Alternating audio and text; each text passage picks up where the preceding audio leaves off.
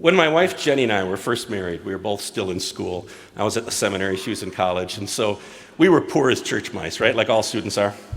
So we decided, though, we wanted to go on a little weekend vacation to downtown Chicago.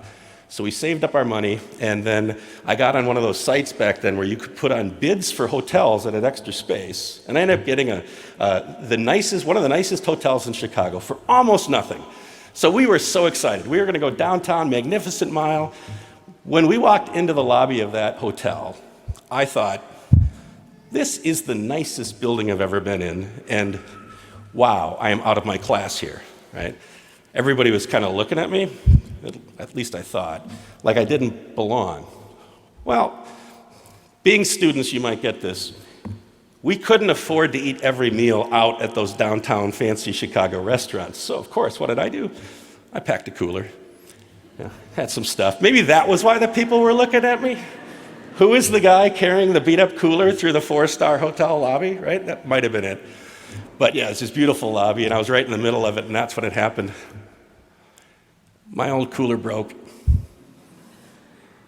Came open, dumped it all out, right on the marble floor in the middle of that ritzy lobby. Bottles rolling, ice scooting. And I was absolutely mortified, right? I wanted to implode like a dying star, right? My face flushes beet red. I can hear my heartbeat in my ears as I kneel down in shame, trying to pick up all my junk and put it back into my broken cooler. My wife Jenny was across the room. She got to see as all this happened and turn and look, everybody looking at that guy. But you know what she did? She walked over, she knelt down next to me, and she whispered into my ear. She said, "You will never see these people again." Yep. Then she helped me pick up our stuff, shove it into the broken cooler. But I tell you what, that was the day I realized what kind of woman I had married. And I'll tell you this, there is no circumstance on this earth where I will not stand with her, because she counted herself with me when no one else would.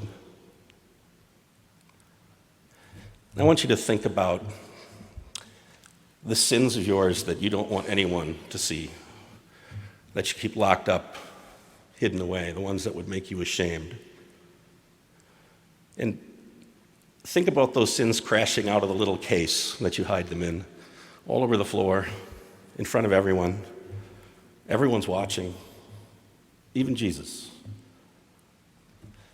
But he comes over, kneels down next to you and says, "I'm with you, and you'll never see these sins again."